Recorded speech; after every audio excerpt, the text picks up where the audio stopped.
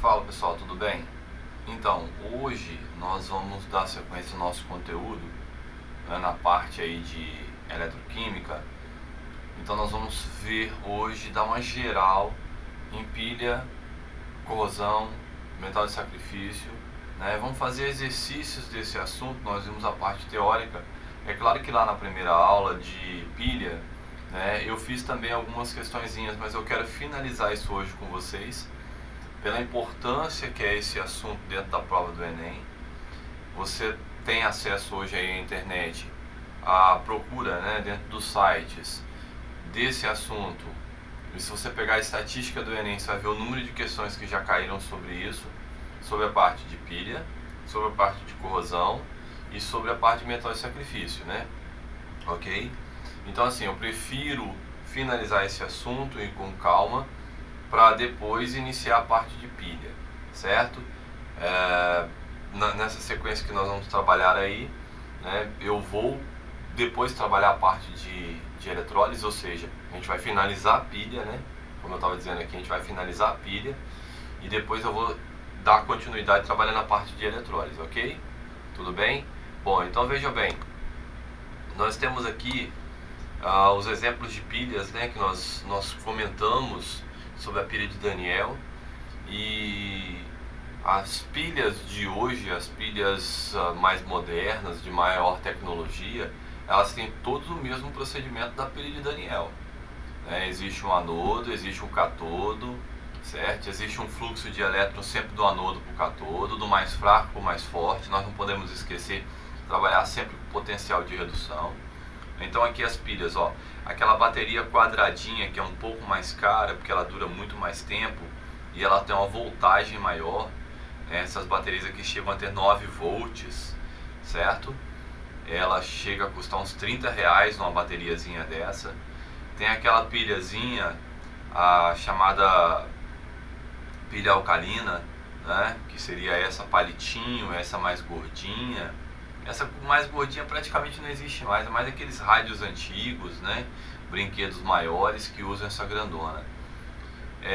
Você tem a chamada amarelinha, que é mais simples, mais barata, né? Porque não é uma pilha alcalina e ela dura menos tempo. Se ela dura menos tempo, ela tem um valor menor.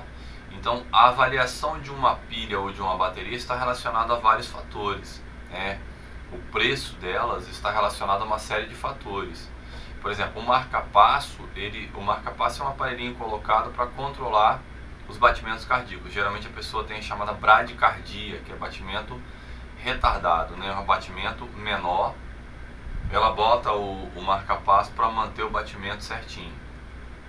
O marca-passo ele é colocado no peito, né? Ali ligado ao coração, tá vendo esses fiozinhos ficam ligados ao coração. E aqui tem uma bateria que dura muito tempo. Troca, para você ter ideia, de 10 em 10 anos. Aqui nós temos as pilhas recarregáveis, muito comuns hoje também, né? São bem mais caras, mas elas são reutilizadas, duram bastante tempo, certo? Como a bateria de celular é uma bateria recarregável, como a bateria do notebook é uma bateria recarregável. E a bateria do automóvel, que são placas de chumbo, né, em solução de ácido sulfúrico. Essa bateria de carro, ela é como se fossem várias pilhas dentro de uma só. Então ela tem uma pilha aqui, outra aqui, outra aqui, outra aqui, certo? São várias pilhas dentro de uma pilha, dentro de um recipiente. Então por isso que ela atinge uma voltagem muito alta, uma amperagem muito alta. O valor dela está ligado à amperagem. Quanto maior a amperagem, mais cara ela é. Por exemplo, uma bateria de caminhão chega a custar R$1.000. Uma bateria de carro normal custa... Tem bateria de 150, R$200, R$300, certo? Então, de acordo com a amperagem. O preço delas é caro pelo fato de ela ser recarregável. Pelo fato de durar muito tempo e ter alta tecnologia, certo?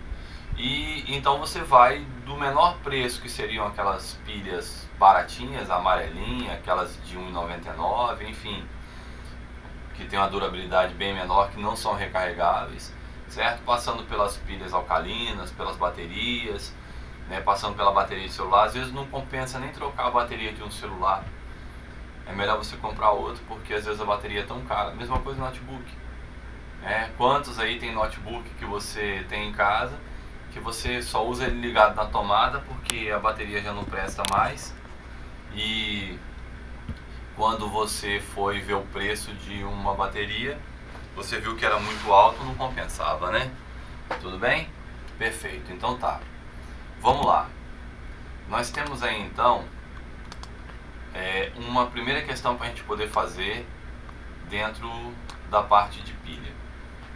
Um boato, questão do Enem de 2012, tá vendo aí?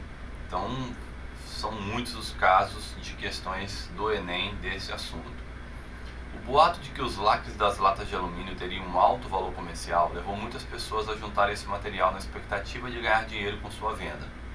O lacrezinho é aquela pontinha, né, que você puxa, que você quebra na hora de abrir a latinha de refrigerante, né, de suco, cerveja, enfim.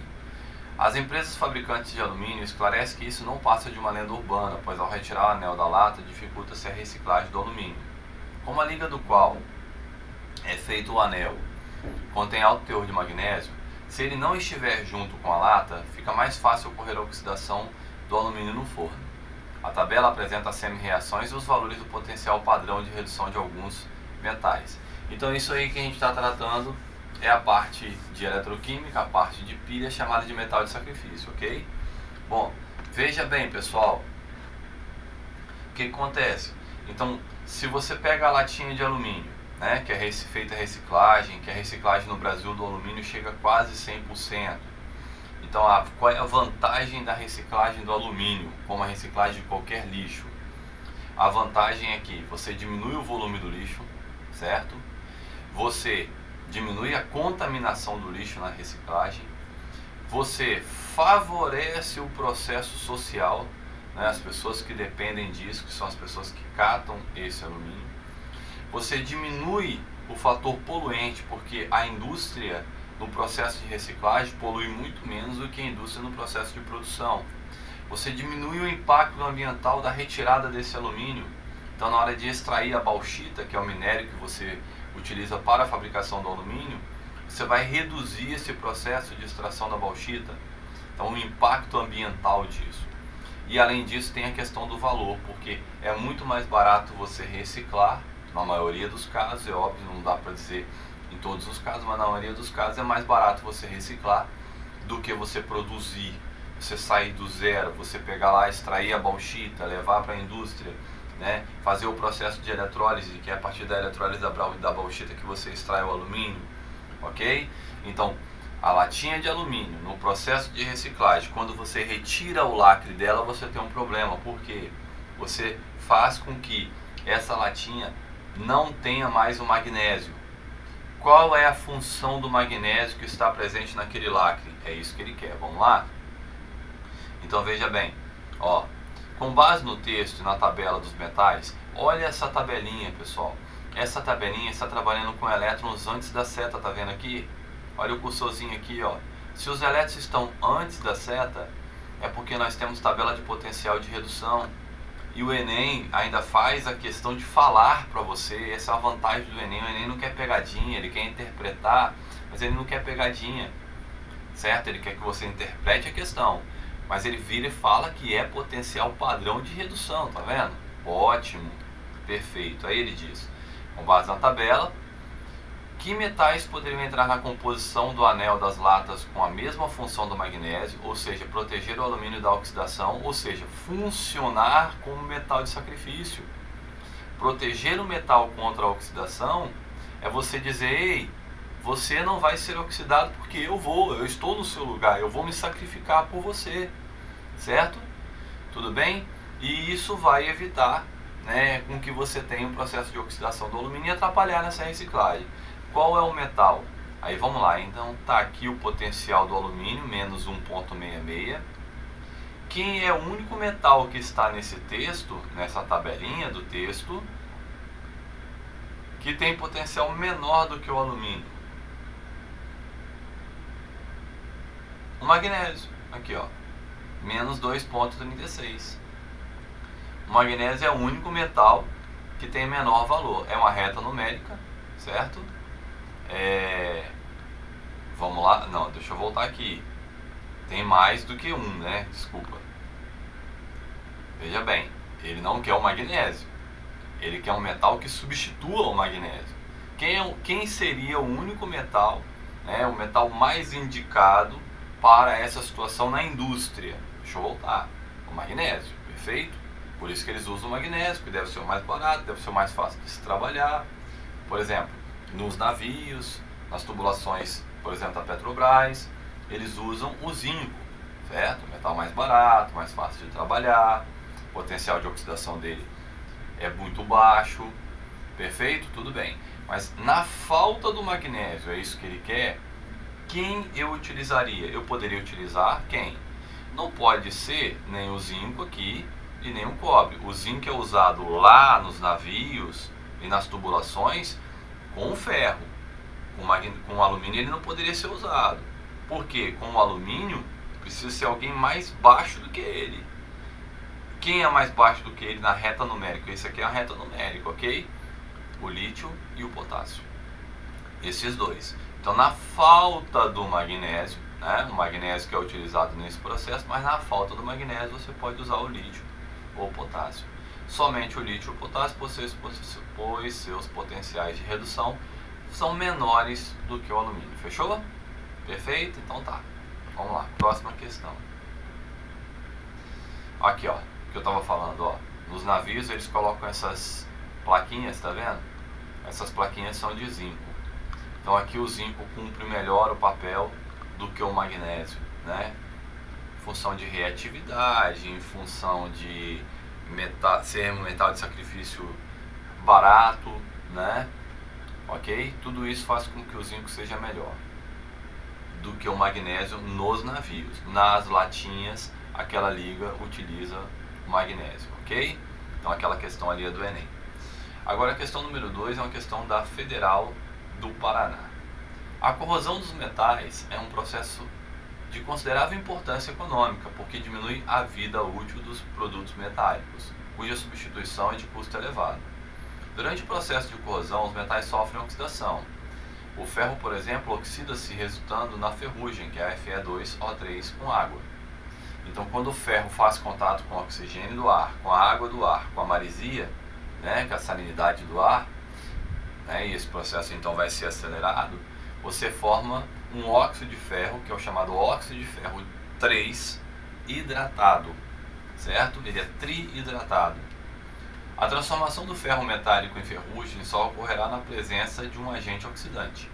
As semi-reações que estão envolvidas no processo de corrosão foram dadas abaixo, ok? Então tem o ferro, tem a água e tem o oxigênio envolvidos na reação, perfeito? Todas com potencial padrão de redução, porque todas estão com elétrons antes da seta. Uma maneira simples de prevenir a corrosão consiste em proteger a superfície metálica pela pintura.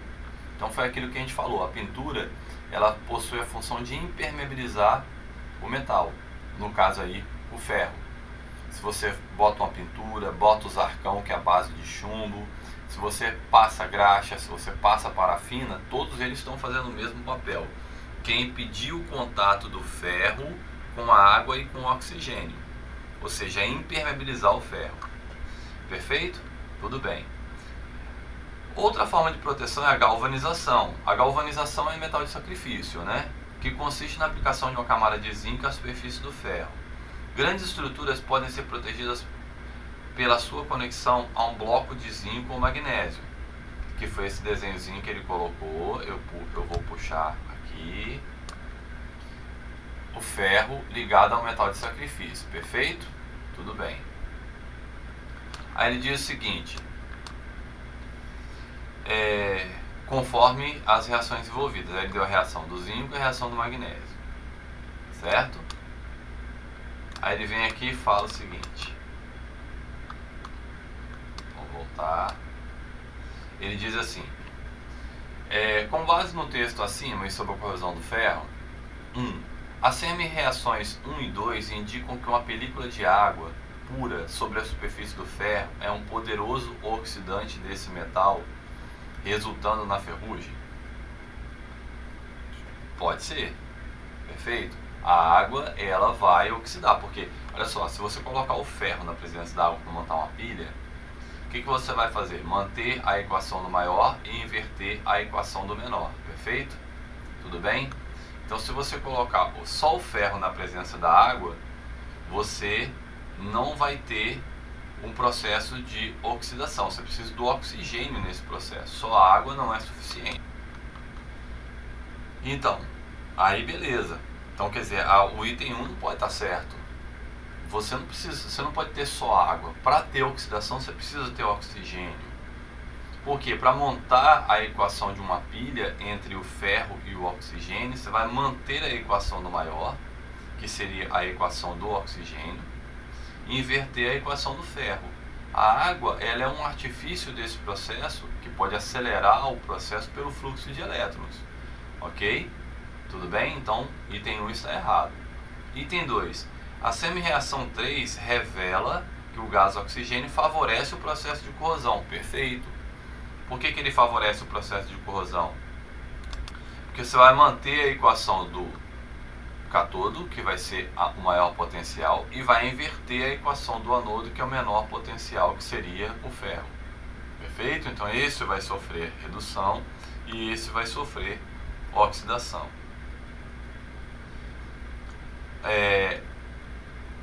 Deixa eu ver se eu consigo tirar aqui para a gente poder enxergar. Uma película de tinta previne a corrosão por impedir o contato do metal com o agente oxidante. Ou seja, a película de tinta ela funciona como impermeabilizante. Tá certo? Se você bota uma película de tinta sobre esse ferro, né, esse ferro o ferro metálico, ok? Se você protege esse material, você vai evitar que esse processo de oxidação ocorra. Aqui o ferro está passando de ferro mais 3 para ferro 0, está sofrendo redução. Quando você montar essa pilha, você vai fazer o que? Inverte a primeira, o ferro vai passar de ferro 0 para ferro mais 3, você vai estar invertendo. Ele vai sofrer o que? Vai estar sofrendo oxidação. Se você vai lá e faz uma película sobre ele, você impede esse processo de oxidação.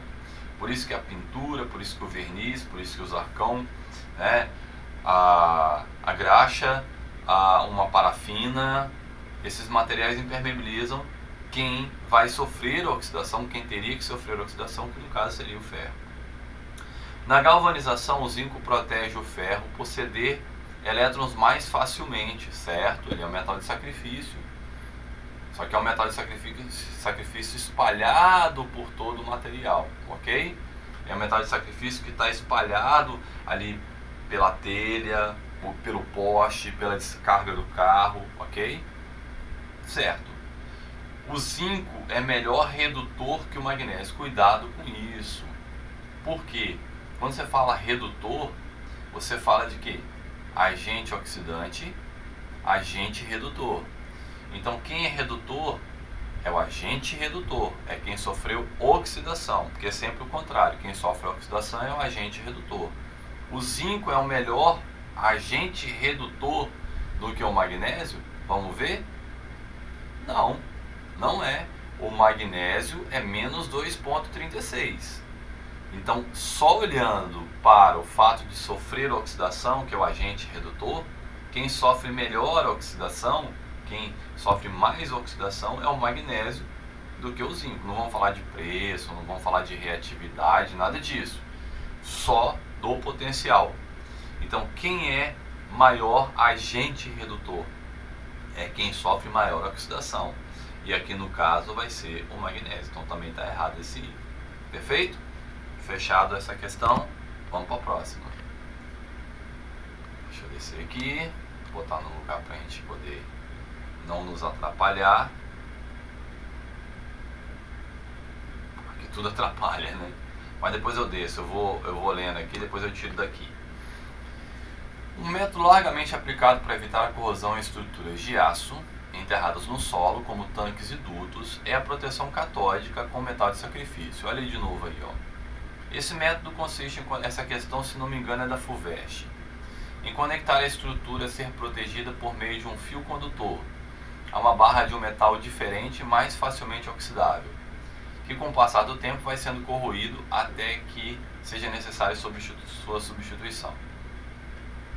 Um experimento para identificar quais metais podem ser utilizados como metal de sacrifício consiste na adição de um pedaço de metal a diferentes soluções contendo sais de outros metais, conforme ilustrado, e cujos resultados são mostrados na tabela. O símbolo mais indica que foi observada uma reação química e o menos indica que não se observou qualquer reação química. É óbvio, uma que tem reação e outra que não tem. Da análise desses resultados, conclui-se que podem ou pode ser utilizados como metais de sacrifício nos tanques de aço. Pessoal, quando fala de metal de sacrifício já vem na cabeça da gente direto o zinco e o magnésio, né? É fato isso, cara. Você vai se acostumar e já vem os dois na cabeça da gente. Mas você tem que perceber algumas coisas aí. E uma das coisas que você tem que perceber é sobre o potencial. Então ele bota o desenhozinho, que é o tanque de aço, né? Aqui o solo e aqui um fio de cobre ligado ao metal de sacrifício. A função do fio é trazer os elétrons do tanque de aço para o metal de sacrifício, né? Assim que a oxidação aconteça, mesmo que aconteça aqui, há uma reposição. Opa, deixa eu voltar. O fio de cobre tem a função de ligar o tanque de aço ao metal de sacrifício. Assim que houver a necessidade, os elétrons fluem do anodo para o catodo, ok? Esquece que eu falei ali antes, nada disso. Do anodo para o catodo. Essa é a função de um fio de cobre. Os elétrons estão transitando daqui para cá. Por isso que se você usar um metal mais forte aqui, por exemplo, se você colocasse ouro aqui, os elétrons iam fluir do aço para o ouro. Os metais nobres têm maior potencial de redução, menor potencial de oxidação. Eles não poderiam funcionar como metais de sacrifício. O metal de sacrifício é um metal mais fraco do que aquele que você quer proteger. Então, quem é que eu posso usar? Pela nossa tabelinha, nós temos uma situação que é a seguinte. Então, ele diz assim: a solução de cloreto de estanho. Então, houve reação para o alumínio, para o ferro e para o zinco. O que ele quer dizer com isso? Que o alumínio, o ferro e o zinco são mais fracos do que o estanho. Quando ele diz cloreto de alumínio e que ninguém reagiu com o alumínio, é porque o alumínio é mais fraco do que todos eles. Ou seja, o estanho, o ferro e o zinco são mais fortes do que o alumínio. Perfeito? Quando ele coloca esse sinalzinho positivo para o ferro com cloro, ele quer dizer o quê? Que o único que é mais fraco do que o ferro, quem é? É o alumínio, os únicos, o alumínio e o zinco. Ok? Quando ele coloca o sinalzinho positivo aqui, ele está dizendo o quê? Que o único que é mais fraco do que o zinco é o alumínio. Então é isso que ele está querendo dizer aqui. Quem desses aqui, na hora que você compara com o estanho, com o alumínio, com o ferro e com o zinco, quem é mais fraco do que ele? Então quem são os metais mais fracos do que o ferro? O alumínio e o zinco. Quem pode ser usado como metal de sacrifício para o ferro? Né? Que no caso aí você quer proteger o ferro. Estou dando uma mexida na posição da minha lâmpada aqui, para ficar mais claro. Não que você precisa me ver, né? Precise me ver, porque precisa me ver. Por isso que eu fiz química. Por isso que você não precisa me ver, né? Você precisa me ouvir, porque você vai ver na mesma imagem aí. Mas para ficar um pouquinho mais claro para você aí, veja bem, nesse desafio, né, que é a gente ficar nesse tipo de aula. A gente está acostumado com um quadro, né, com a interação, com aquele momento ali de sala de aula, certo? Mas vocês viram aí, né, que o governador já baixou um decreto e não volta agora até final de junho. Então a gente vai ter mais um mês aí dessas aulas, essas aulas online. Você vai ter que se adequar. Quem se adequar melhor a isso vai se sair melhor no Enem. O AP está dando toda a estrutura para vocês, a gente está aqui à disposição e esperamos, né, que em julho, pelo menos em julho, se a gente voltar em julho, fazendo aí as aulas até final do ano. O Enem já foi adiado para um mês, 2 meses, então pelo menos para dezembro. Eu acredito que final de dezembro ou janeiro o Enem, isso já aconteceu, né? E a gente vai se adequando, mas enfim. Então é isso aí, né? Só pra gente dar uma relaxadinha aí, uma brincadeira. Aí então, pessoal, quem pode ser utilizado para proteger o ferro aqui desse tanque? Quem é que pode ser utilizado? O alumínio e o zinco. Então o alumínio e o zinco podem ser utilizados. Resposta letra A. Tudo bem? Alumínio e zinco. Porque, conclui-se que podem ser utilizados. Podem, né? Que podem ser utilizados para proteger esse tanque de aço. Ou seja, que podem ser utilizados como metal de sacrifício. Quem? O alumínio e o zinco. Ok? Tudo bem?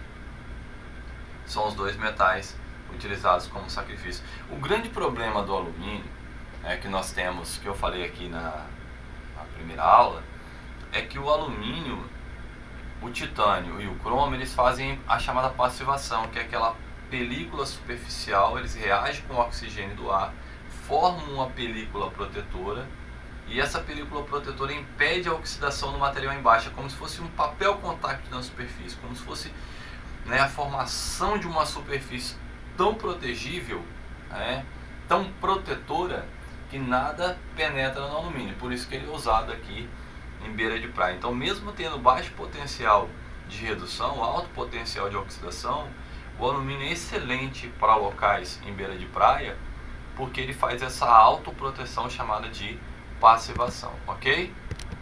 Tudo bem? Então nós temos isso daí. Vamos lá, próximo.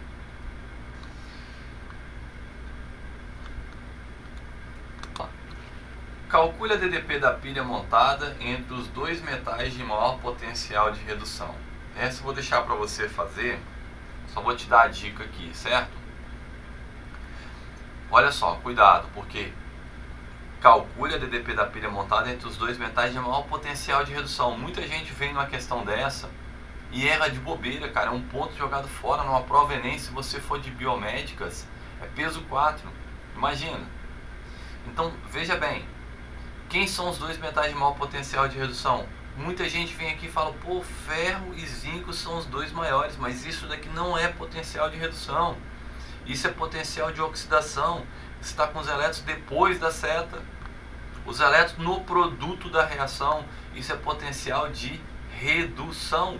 Não, é potencial de oxidação. Ok? E você quer trabalhar com potencial de redução. O que você vai fazer aqui?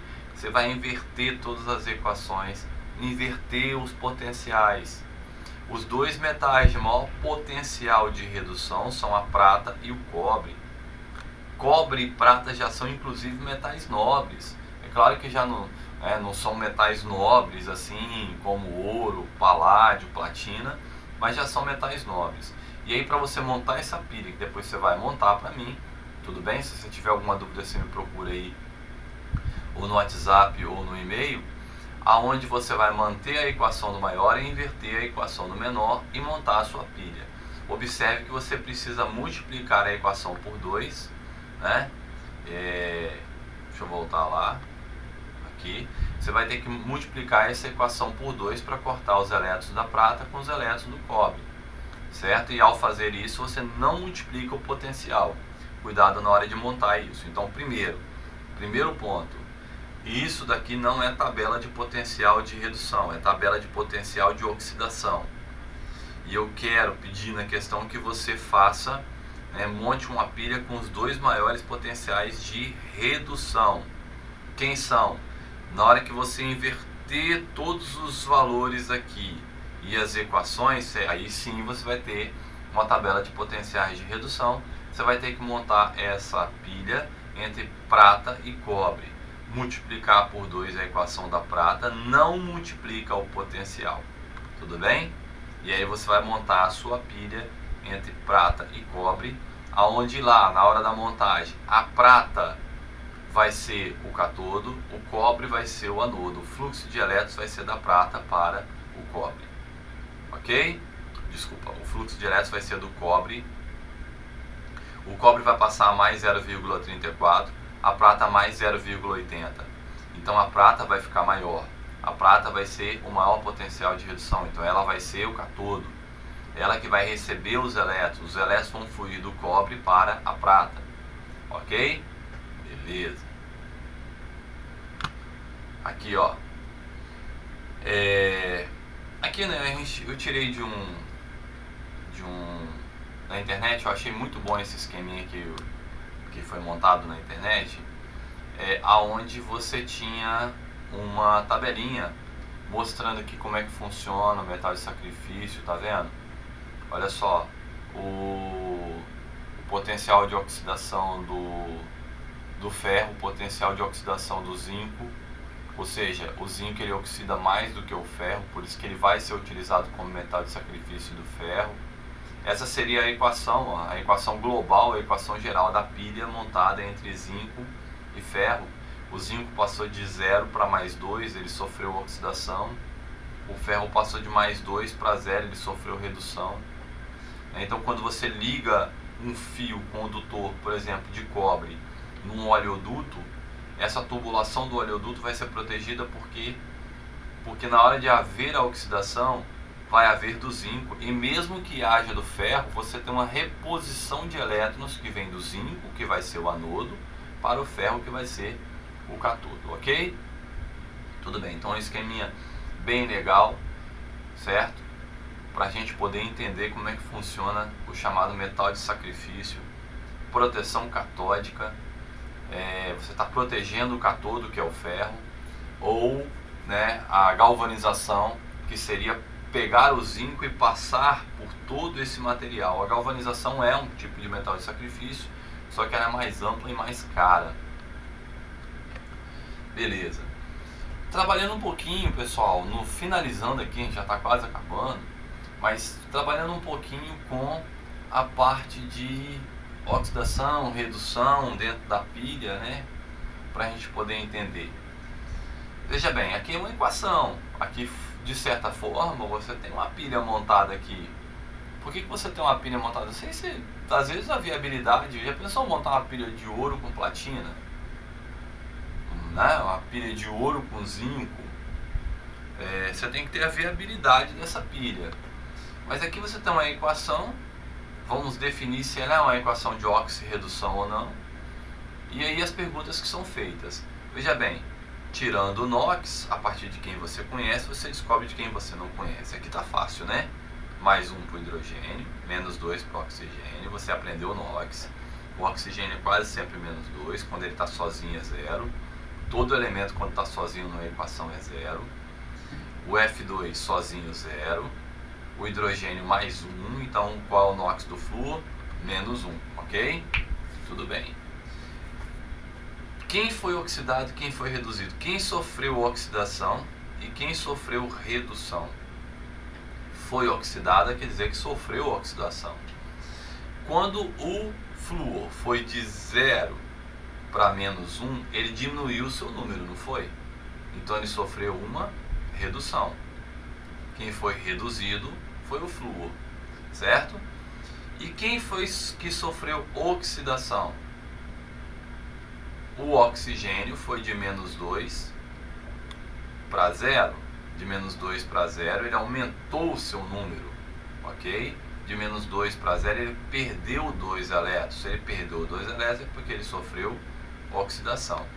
Qual foi a substância que foi oxidada? Foi a água. Qual foi a substância que foi reduzida? Foi o F2. Então, na água, o oxigênio sofreu oxidação, certo? E a água é o agente redutor. O flúor dentro do F2 foi quem sofreu redução, e a espécie F2, certo? É que é o agente oxidante. Então você tem que ter cuidado com isso. Para olhar quem sofreu oxidação e redução, o agente oxidante e o agente redutor, você só olha antes da seta, ok? Quem sofre redução é o agente oxidante.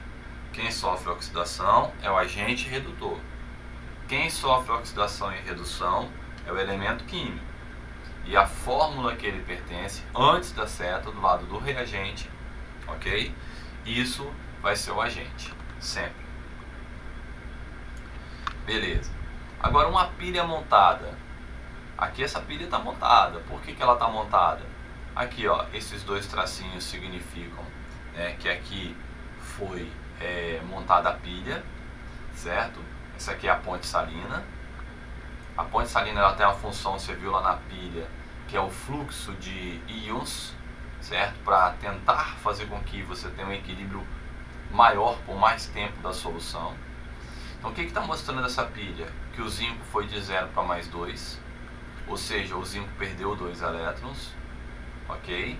Sofreu uma oxidação, então é o anodo. E o cobre foi de mais 2 para 0, ou seja, o cobre ganhou 2 elétrons, ele sofreu uma redução. Então ele vai ser o catodo. Esse vai ser o catodo, esse vai ser o anodo dessa pilha. Então, no polo negativo, acontece a oxidação do cobre? Não. No polo negativo, a oxidação do zinco, que vai de 0 para mais 2. Resposta, letra B. No polo positivo, oxidação. No polo positivo, oxidação. No polo positivo, redução do zinco? Não. Primeira coisa, quem é o polo negativo aqui é o zinco, porque ele, sem olhar para os potenciais, ele já deu a pilha montada. Essa pilha, então, o zinco passou de 0 para mais 2. Quando eu vou de 0 para mais 2, eu estou aumentando meu número, estou sofrendo oxidação. Olha só, quando eu estou de segunda e jogo para uma primeira, jogo para um ponto morto num carro, eu estou fazendo uma redução. Reduzir é diminuir o número. Quem sofre redução é sempre o catodo, que vai ser sempre o polo positivo da pilha, ok? Então é isso aí.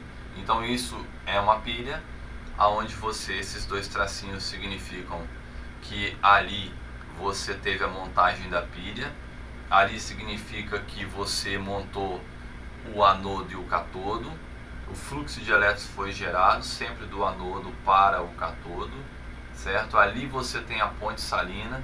A ponte salina tem a função de equilibrar o fluxo de cátions, né, o fluxo de íons dentro dessa pilha, para tentar equilibrar a solução, porque durante a pilha, né, você tem a solução do catodo, ela fica diluída, e a solução do anodo ela vai aumentando a concentração, certo?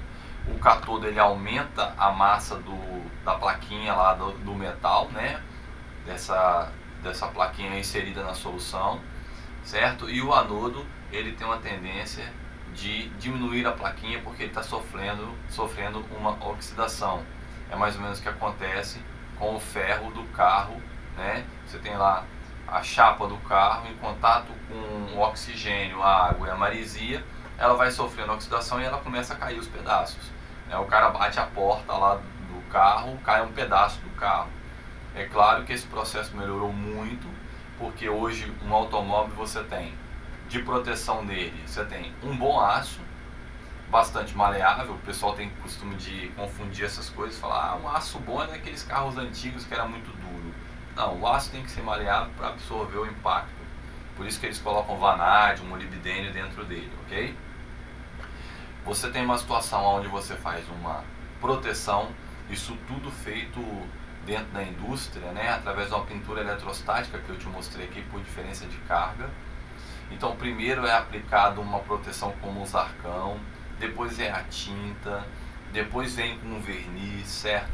Por debaixo do carro tem uma proteção que é feita também, uma tinta especial. Então os carros hoje, eles suportam muito mais o processo de oxidação em beira de praia do que os carros de antigamente, principalmente dos anos 80, né, dos anos 70 aí.